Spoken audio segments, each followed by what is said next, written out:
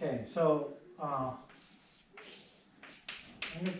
going to continue to talk about the use of vant equation. So vant equation was ln k dt was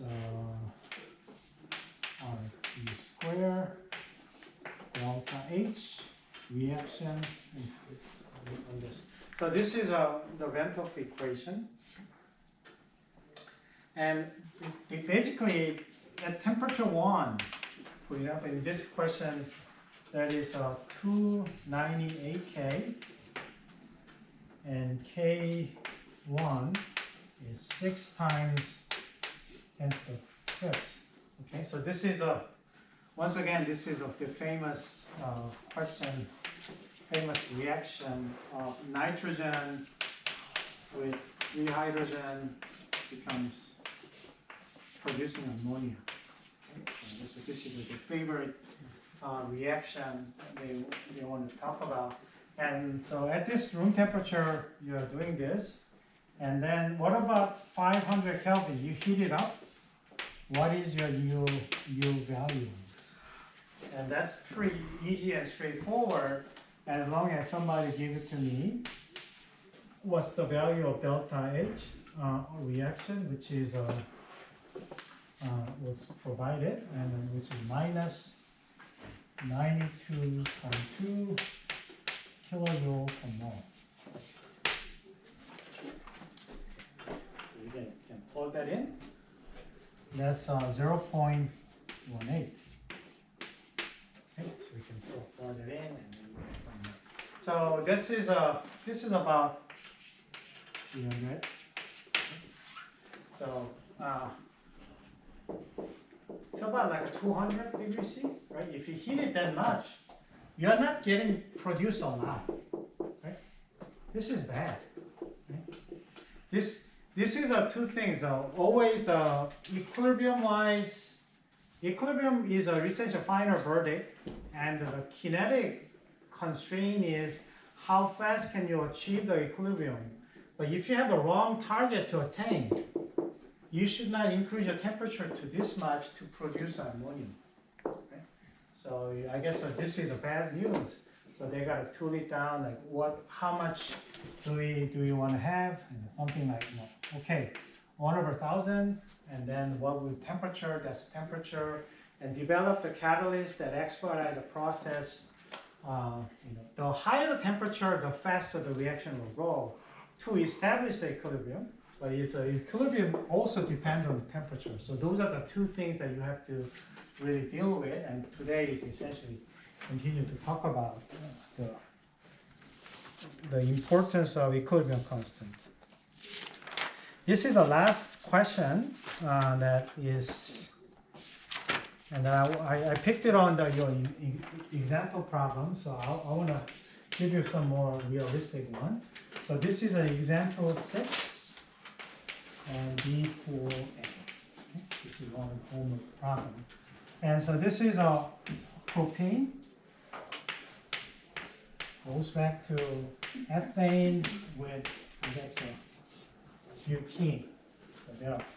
So this is a reaction that goes. And they say that this is such an important one. If you have a propellant, and you want to produce this is more valuable, and then the chemical engineer develop catalyst to make ethylene out of the propellant, or vice versa, depending on the demands in the field.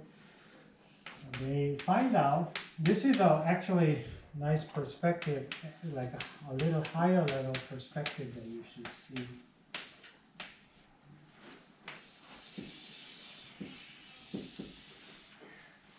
Okay. So what you just learned was ideally it should be like this, right? LNK is a temperature dependent, right? But I'm putting this and putting that. And this is same as a deviation from the ideal one. This is essentially what people did is they measured the K value at a bunch of temperatures and trying to find out how I can describe the temperature dependency. And from the vant equation, I know 1 over temperature is proportional to L and K, and that's the one that it should be, but it's not just that. There is actually extra term just trying to actually fit the parameter. So it's just an extension of much more fudge factors that you can really try to have an accurate temperature dependence on here for specific system. And then it has a temperature range. Kelvin.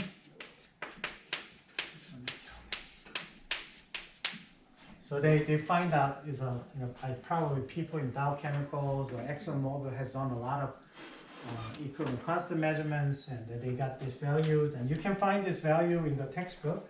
But the question is, what is my delta H reaction on this? Okay. It would be nice to know. And then actually the textbook also asks, what about the entropy change on this? So I give you the L and K. So essentially what you know is, this is related to, where do you can get this idea from? Remember, B L and K, BT, Van 't Hoff equation, is RT squared you know that, right? So all you gotta do is take the temperature derivative and multiply by RT squared. That's all you need to do. So delta H now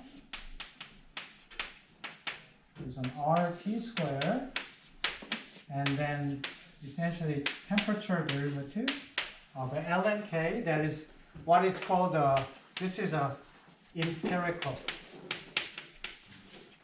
The PChem people put it as this is an empirical formula, means they just had do a bunch of experiments and just do the polynomial fit with I guess a minimum number of parameters.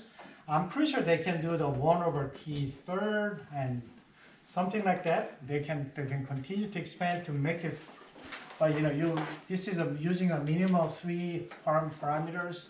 You can accurately describe the temperature dependence on K. But now I'm using this what has been known and then multiply this to actually calculate the value. So this one, if you do that, this is actually easy. Okay? This is 0. This is a minus b over t squared minus 2c over t. So that's a t to third, and so therefore this one becomes minus r b plus 2c over t. Okay, I can do this. And you guys can plug in these numbers that was given, and let's look at that. What is a unit for A? A has no unit. Okay. What about the unit for B? This one must have a unit of? Anyone? What's the unit for B? 1 over t, or t. So same as temperature, right? What about unit for C? Kelvin squared. Temperature squared. Okay. So the values are given in your problem set. You just need to plug it in. Make sure, and you're using this value as you normally would do is 3.184. And so now using the H as a joule, and then now you're going to get the numbers, which is a 2.76 kilojoule per mole. So you can do that, and that's one. But now this is an interesting part, that the delta is. How can I calculate delta S? I didn't say it, but this problem asks you to do this.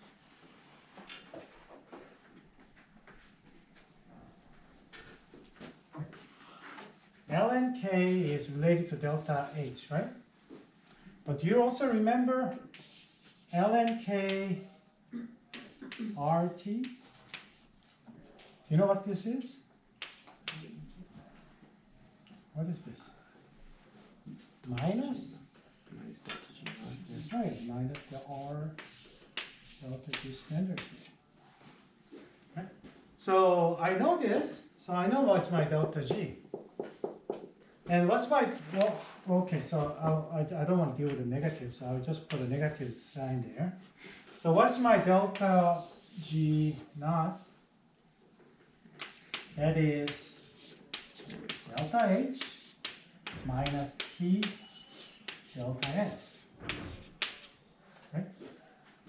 And do we know this value? From here? Yes, we do. And do we know this value? Yes, from L and K. And you know, somebody, they have to give, and this is at temperature is, I think the question was 400 Kelvin. So they have to designate what temperature so that you can plug in the numbers there. And so that's here. So 400, and you calculate the delta S. It's that one. Right? So you can calculate those and calculate that. Right? Can you do it? Okay. But the beauty of the PChem is there are alternative ways. And do you remember, I write this all the time. G over P is, remember? Let's once again. Minus. Am I right? So can I do that then? I think I can do. Because this is delta R. Okay, then this is delta R. This is an R. This is that. Right? And then what's my delta R? If I'm going to rewrite, that's a minus RT ln K.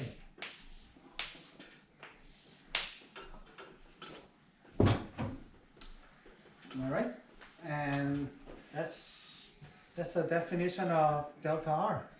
The delta R G naught G standard state is minus RT, and then I know ln K is, this is like A plus B over T, C over T squared, as they empirically find out.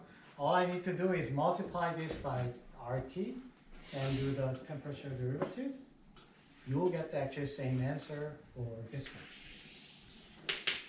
So I will scan the notes so you guys can look at it. There are two ways to do it. One is you guys can calculate this. So you can get the value from the top and then make this calculation, or you can do this way, which is this one times RT on this, so this is RT on that. With I guess a negative sign, and you guys can. But those questions can be, because that's okay.